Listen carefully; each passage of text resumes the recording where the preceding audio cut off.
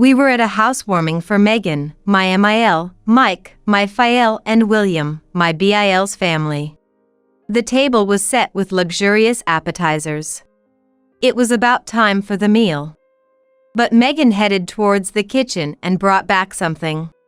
She handed it to me. What is this? The item given to me was instant ramen. Can't you see? It's instant ramen. Nicole, please eat this. I was dumbfounded by the turn of events. What on earth was Megan talking about? Ignoring my confusion, she continued with a cool face. I wasn't informed about Nicole coming. Unfortunately, these appetizers are only enough for the family. My in-laws laughed heartily. The William family also laughed as if they found it amusing. Are they saying I'm not considered family? I was so shocked, I couldn't even speak, only shiver. Then, my husband John, who was sitting beside me, stood up. Shall we go home? At his words, I snapped back to reality and nodded. Yes. There was no point in staying in such a house any longer. My in-laws were smirking nastily. Ignoring their presence, we left the house. However, none of us could have imagined the incredible events that were about to unfold. My name is Nicole, I'm 43 years old. I live with John and our daughter Sarah. John works for a medical device manufacturer, and Sarah has just started middle school this year. I work a part-time job stocking shelves at a supermarket. We are a perfectly ordinary, unremarkable family. But even I have my troubles. It's the strained relationship with my in-laws. Their house is about a 10-minute drive from ours. But unless it's something really important, I doubt I'd visit. And for good reason. After such terrible treatment, there's no way we could be on good terms. Moreover, there are other people who trouble me. William, John's brother, and his family. John is a twin. The older one is William. The younger one, John.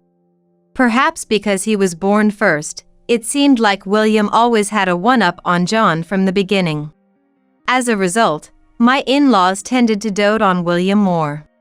Fortunately, John has a mild nature and would honestly acknowledge, William is more put together than I am, and didn't seem to mind the parental favoritism. But this skewed relationship continued even after they each got married.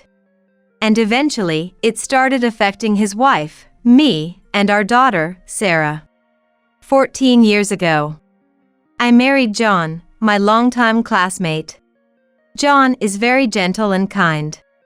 When I heard he had a twin, I imagined his brother must be a wonderful person too. But that wasn't the case. Nor could I have imagined that the in-laws, let alone the brother, were the worst kind of people. Around the same time, William married Brittany, a classmate from university.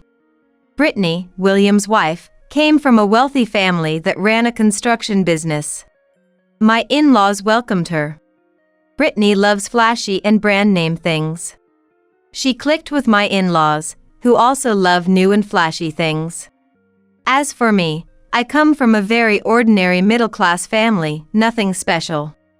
Of course, I never missed greeting them and tried to approach them with politeness and a smile right from the first meeting. But my in-laws would compare Brittany and me, belittling me. Nicole is so plain. Really, John could have chosen someone less bland. Compared to Brittany, there's no flair or brilliance. Can't be helped.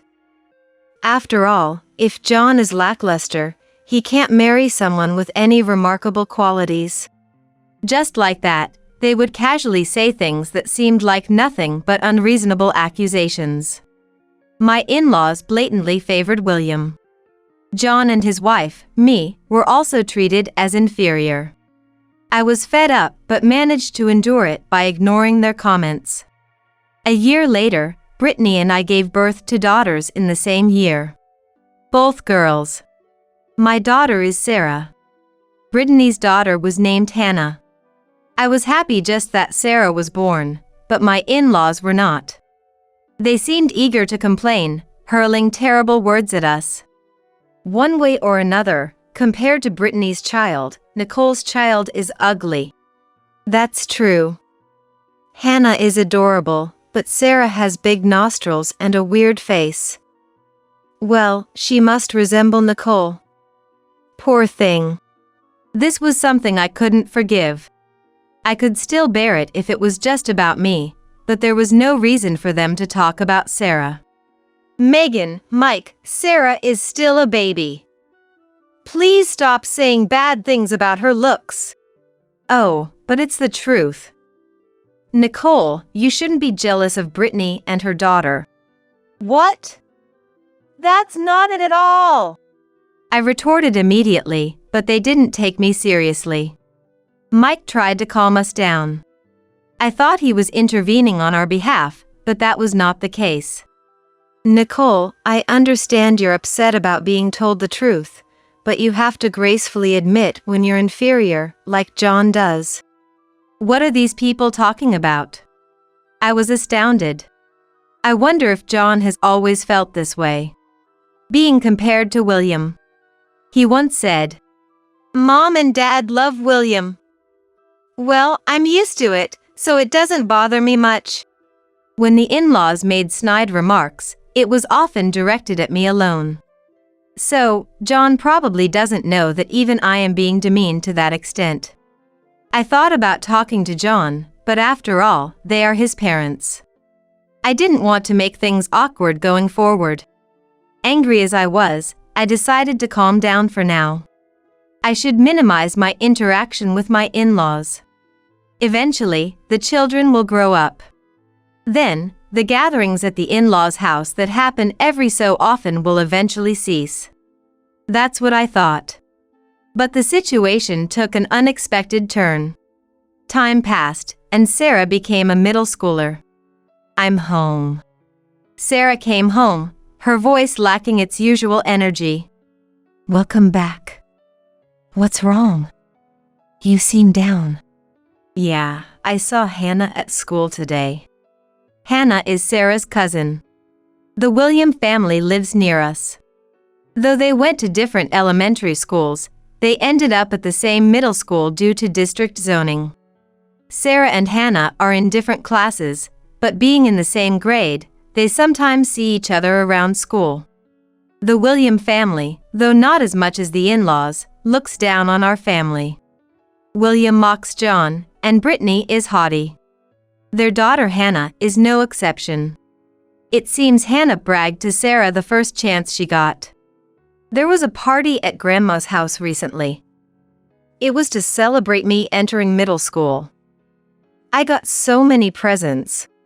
That's what I was told. Sarah was surprised to hear that. Sarah had also started middle school the same year, yet there was no party, not even a congratulatory word from the in-laws. I've started middle school too, but nothing, right? Hey, why do Grandma and Grandpa hate us? Well, that's... Sarah looked sad. I was at a loss for words. I hadn't explained the situation with the in-laws in detail to Sarah, but she seemed to have sensed it somehow. My heart ached for making her feel this way. Though I had decided not to involve myself with the in-laws anymore, seeing Sarah's face made me restless. I grabbed my smartphone and impulsively called the in-laws. Hello, Megan! Oh, if it isn't Nicole. It's been quite a while. Megan's carefree voice came through the phone, irritating me. I heard from Hannah. You threw a party to celebrate her entering middle school, and she got lots of presents. Sarah has started middle school too, but nothing? Don't you think that's a bit harsh? Megan seemed surprised by my comment. Oh, well, we haven't heard from you and Nicole in a while. We thought you didn't want anything to do with us anymore. That's because you all keep saying hurtful things. I don't remember saying such things. Besides, we've already sent Sarah's present. Sent? What do you mean?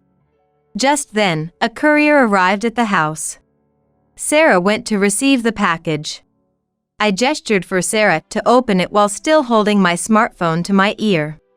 When we opened the cardboard box, we were shocked. What is this? Inside was an old elementary school textbook. The name section was filled in with Hannah. It appeared to be Hannah's used textbook.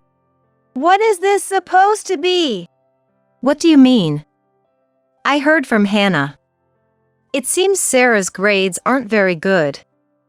I wonder who she takes after in not being smart. John? Or Nicole?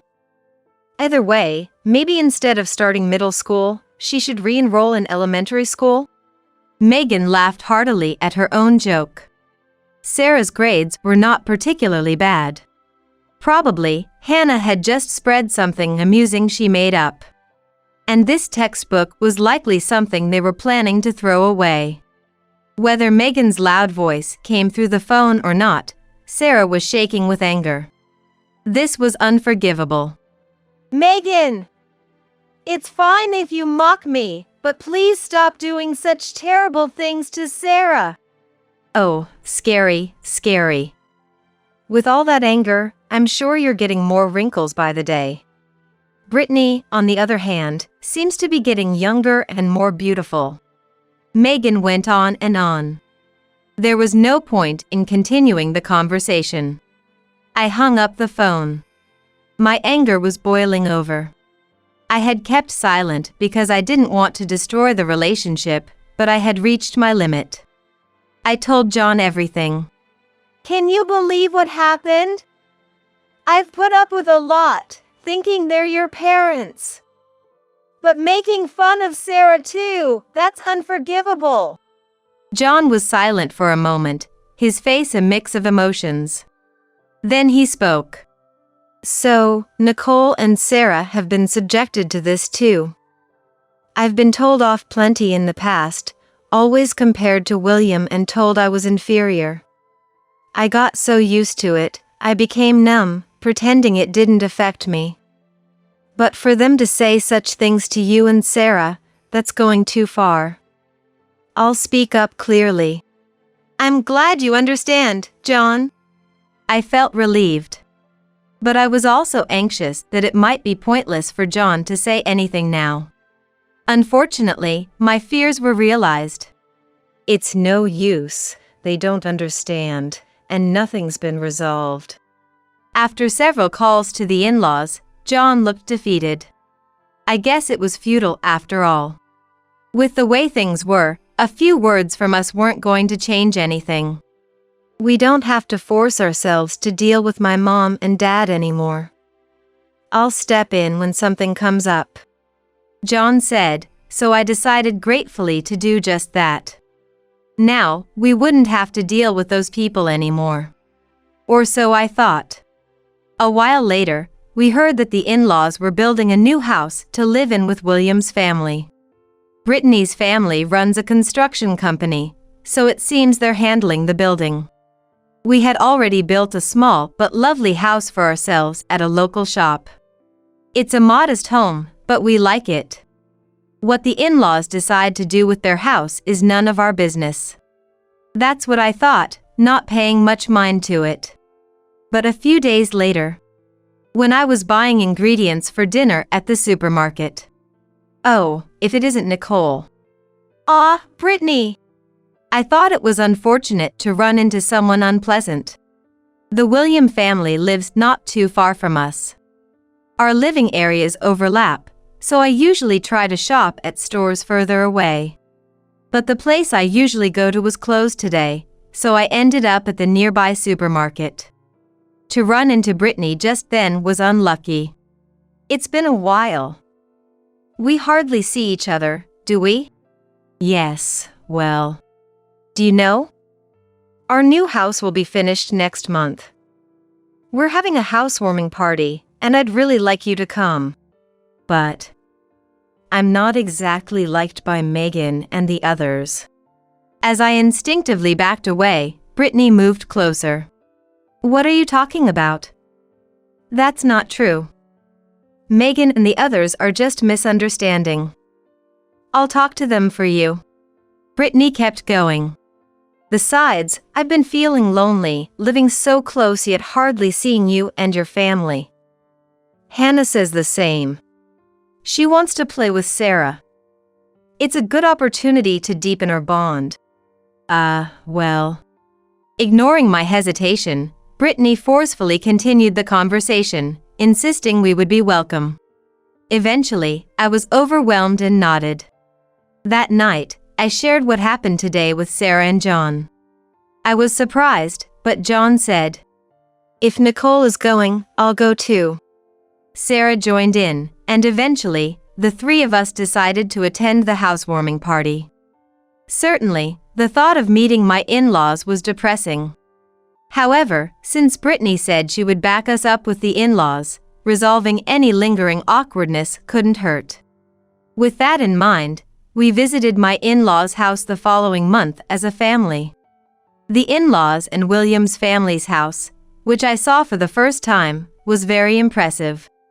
It was very spacious and stood out as the most noticeable in the neighborhood. When we rang the doorbell, Brittany appeared. "Welcome." With a beaming smile, Brittany led us to the living room. "Come on, have a seat. Megan, Nicole's family is here." At Brittany's call, the in-laws came from the back room towards us. Then, the in-laws looked surprised. "Oh, Nicole's family came too?" Yes, well. What's this? I wasn't informed." Eh? What does she mean by not informed? Brittany said she would talk to the in-laws about us. Seeing my confusion, Brittany, William, and Hannah smirked sarcastically. A bad premonition crossed my mind. Could it be? Ignoring my uneasy expression, everyone started to get excited about the house. It was just a boastful talk about how much effort was put into the design, praised by the neighbors, how much money was spent here and there, mostly lowbrow topics. Moreover, while bragging about their house, they started belittling ours. "You guys managed to relax in such a cramped house, huh?" Megan laughed smugly. John tried to interject, but it was futile. Brittany, who was supposed to back us up, completely ignored us, or rather, joined the in-laws in belittling us. Unbelievable. It was too late when I realized we were set up. "Let's start dinner soon," Megan said, looking at the luxurious appetizers placed at the corner of the table. The appetizers looked very tempting, and everyone seemed excited. But Megan stood up and went towards the back of the kitchen. She brought something to me.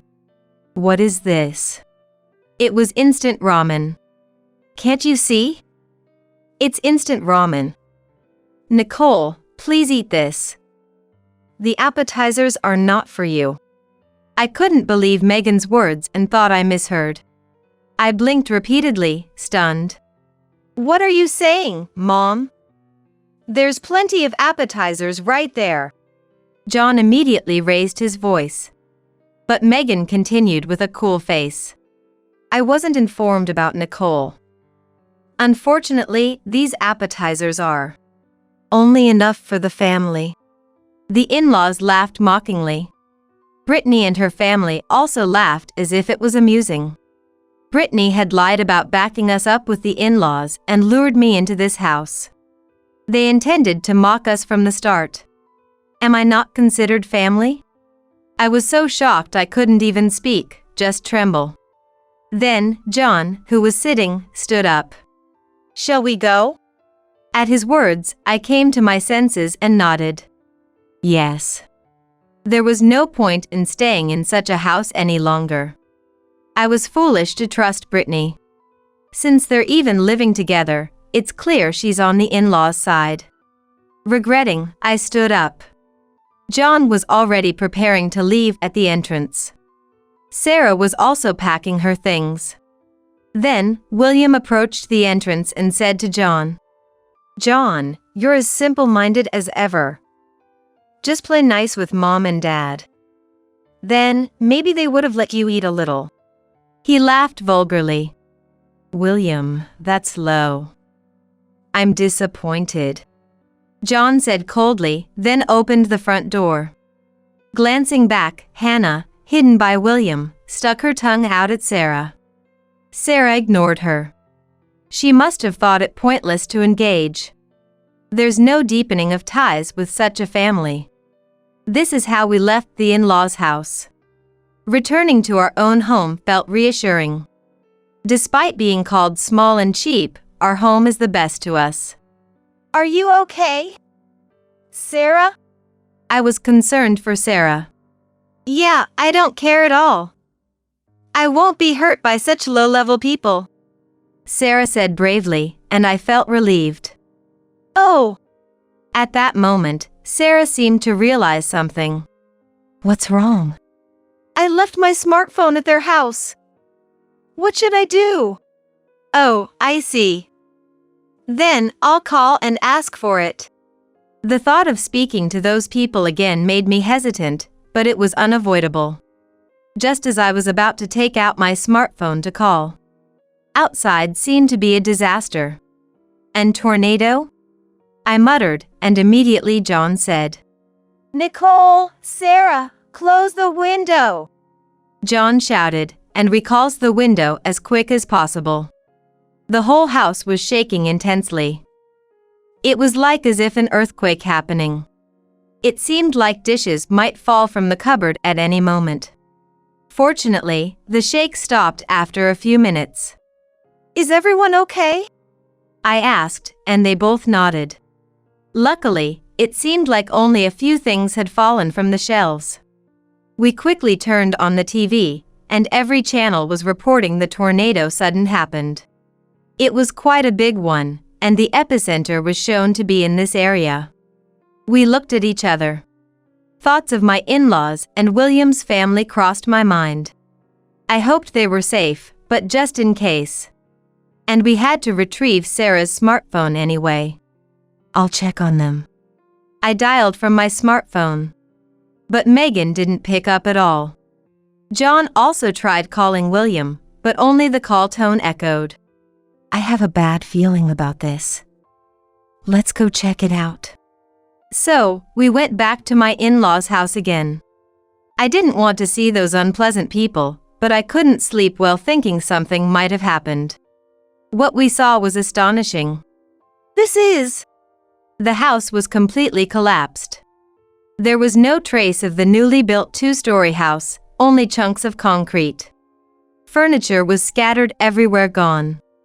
It was a level of devastation that could be called a disaster. When we looked for my in-laws and William's family, they were standing dazed in front of the road. They seemed to have managed to escape to other place. They didn't appear to be injured. Just as we felt relieved, Megan screamed. Our house! Why did this happen? Megan collapsed to her knees. And Mike supported her without a word. Ah! Damn it! We still have a mortgage to pay. William was furiously scratching his head. My expensive brand bags, my clothes. Brittany was crying. Hannah was just standing there in shock. What on earth happened? Sure, the tornado was big. But our house wasn't damaged at all. The homes in this area seemed fine too. Ah, John! Your house must have blown away from the tornado too, right? Noticing us, William approached. No way. The only house that is blown away is yours. Why? Why did our new house is gone, but yours is fine? William seemed frantic, almost lashing out at John. Soon, neighbors gathered around, making it a commotion. It seems that most houses were not damaged by the tornado. Only very old houses or similar were affected, and some people were heading to shelters. A shelter? Like in a school gym? I don't want to sleep there with everyone. Suddenly, Megan started to make a fuss. It can't be helped, your house is gone. John muttered in disbelief, and Megan retorted. That's right. John's house is fine, right? Let us stay at your place. No way. John looked down at Megan with a cold gaze. That's right, Megan. I stepped forward and said with a smile. Who was it that endlessly ridiculed our small, unfashionable, plain, and boring house? Megan was at a loss for words. It's still better than the shelter, Megan. Brittany, holding Megan's shoulder, with a rude comment, irritated me. To come here and say such a thing after everything. There's no way we would let people with such rotten hearts onto our property. Our home would get dirty with you all here. What did you say? I'll say it as many times as needed. People who can only put others down are the lowest. Brittany was still ranting, but there was no end to it, so I ignored her. Sarah, did you find your smartphone? When I asked Sarah, she was staring at the smartphone Hannah was holding. That's my smartphone, isn't it? You were probably trying to snoop through it or play a prank on it since I left it behind. Then the tornado hit, and you panicked and took it with you, right? Caught in the act, Hannah fell silent. Is Hannah's smartphone inside? Too bad, it's crushed. Lucky for me, mine is safe. Sarah quickly snatched her smartphone back from a flustered Hannah and ran back to me. Shall we go, Mom? Yes. Goodbye, everyone. Ignoring the stunned in-laws and William's family, we quickly headed home. Though I felt sorry for them losing their bragged-about house overnight, who knows what they would do if we invited them into our home. It's best not to get involved with those people after all. Seeing John and Sarah relaxing at home made me want to protect this happiness from being disturbed. A few days later, we learned the truth behind why the newly built house of my in-laws collapsed. The construction was handled by Brittany's family's construction company, which was notorious for cutting corners. They used cheap materials for essential safety features, reduced the number of bolts, and did the bare minimum. It seems Brittany's house was no exception, and several other houses built by her family's company also collapsed in the tornado. Construction costs to increase their profits. They saved on material. It was odd for a new house to collapse. All show and no substance. Just like the in-laws and William's family. They brought it upon themselves. After knowing the circumstances, I couldn't muster any sympathy for them. Following an investigation, Brittany's parents were arrested for violating building standards laws. And the company went bankrupt. As for my in-laws and William's family, they ended up staying in a shelter. Despite their reluctance, they had nowhere else to go. In this small community, the news about Brittany's company spread. And they must be living narrow-mindedly as the family of a corrupt construction company. William occasionally called John to complain about being pointed at in the shelter, saying it was hard to stay there, but it was all their own doing coming back to haunt them. It was nothing but astonishing. Anyway, we could finally have peaceful days. I thought so. That's what I thought until one day. John's phone vibrated. Hello, it's me. Yeah, okay. From John's tone, it seemed like something bad had happened. What's wrong? Did something happen? I asked right as he hung up. Well, it seems my parents got food poisoning from the meal provided at the shelter. It was quite severe, and they had to be hospitalized. Really? It appeared that all 5 of them, my in-laws, William, Brittany, and Hannah, were affected. Such a rare occurrence. They're on the mend, though. But their attitudes are as bad as ever. John chuckled wryly. As soon as they felt a bit better, they audaciously asked for something delicious to be brought to them. What? They're still saying things like that. What do they think of us? Should we give them what they want? John smirked devilishly. No, that's awful. Then, we'll bring that. John pointed at something in the kitchen. Ah, I see. Seeing it, I grinned, understanding the plan. It would be interesting to bring them a get-well gift. Thus, we were on our way to the hospital where my in-laws were admitted. We visited the room as directed at the reception. By chance, the entire family was in the same room. John! Nicole! I've been waiting for you! Megan exclaimed dramatically upon noticing us. She seemed a bit thinner, but her complexion was good. Really, first the house collapses, then food poisoning. It's like we're cursed. Mike spoke despondently. William, Brittany, and Hannah looked utterly weakened and pale. Still connected to 4 drips, seemingly lacking the energy to converse. Being unwell is one thing, but for Brittany, her parents' arrest and their bankruptcy must be taking a significant toll. By the way, did you bring what I asked for? I want to drink shark fin soup. And a tart from that famous shop is too good to pass up. Megan chatted away, to which I showed a smile. Megan, I brought you something even better, I said, handing over something I brought from home.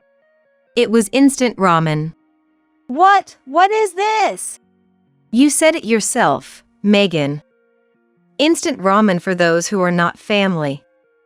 So, I prepared it too. Megan tried to retort, opening and closing her mouth. Everyone is still weak, right? They can't eat proper food, so buying anything else is a waste. Instant ramen that lasts is more practical. Eat it when you recover, said John with a smile as he handed Mike the instant ramen. Here, this is for William. The thing handed to him was, of course, instant ramen as well. You like new things, right? It's a new flavor. Mayo taste. Exciting, isn't it?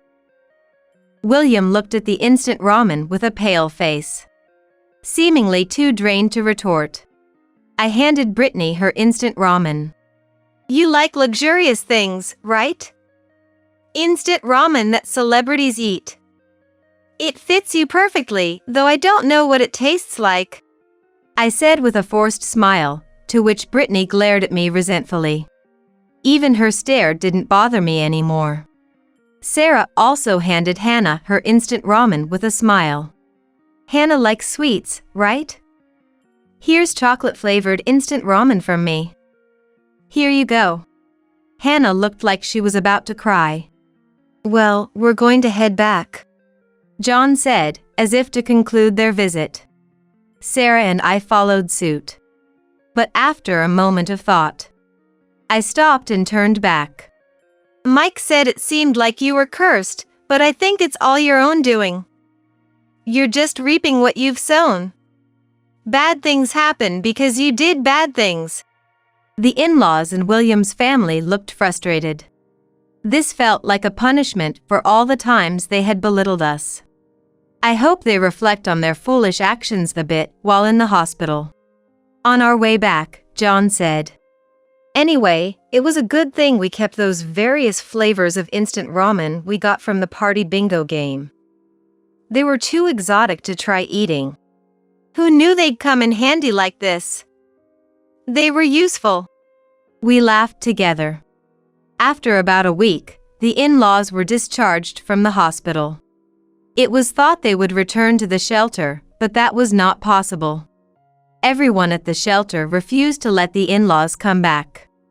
We later heard from the neighbors that the in-laws had behaved terribly at the shelter too, disliked by everyone. The reason for their food poisoning was hoarding the food for themselves, eating it little by little even as it got older. It was just as I thought. They had sown the seeds themselves. I had assumed Brittany was living narrowly due to the fallout from her family's company, being viewed coldly by those around. But their shameless and ignorant behavior didn't change even at the shelter. Taking up a large space for their family, complaining about the treatment and causing trouble for those around them. As a result, even after being discharged, they were refused return to the original shelter. A fitting end for them, indeed. After that, it seems they resorted to the government for help and ended up living in an apartment they were referred to, which turned out to be laughably old. They decided to huddle together in a cheap, old apartment, all 5 of them. But the bad luck didn't stop there. The in-laws were so weakened by their hospital stay that they could barely walk. William and Brittany have been spending their days taking care of the in-laws. Yet, the in-laws, being quite vocal, constantly complained. Eventually, it seems arguments became incessant. Hannah, sensing the poor atmosphere at home, completely lost her spirit. According to Sarah, she's recently stopped going to school and only attends occasionally now. Where did her usual confident demeanor go? On the rare occasions she is seen, she appears to have become enveloped in a gloomy air. Living with that family, it's no surprise. Cutting ties with them early on was the right decision. We are living happily now. A life free from being compared or ridiculed is very reassuring. Our home is modest and small, and neither I nor my family have any special talents. But happiness is certainly here. It's not about money or luxurious brands. It's the warmth in the heart that comes from interacting with a loving family with compassion. Without needing to compare ourselves to anyone, an ordinary happiness is attainable. As long as the in-laws don't understand that, they'll probably remain unhappy. Our home is filled with laughter today, as well. John and Sarah seem to have brighter smiles than before. I quietly hope in my heart that this happiness lasts forever. I prayed quietly in the back of my mind.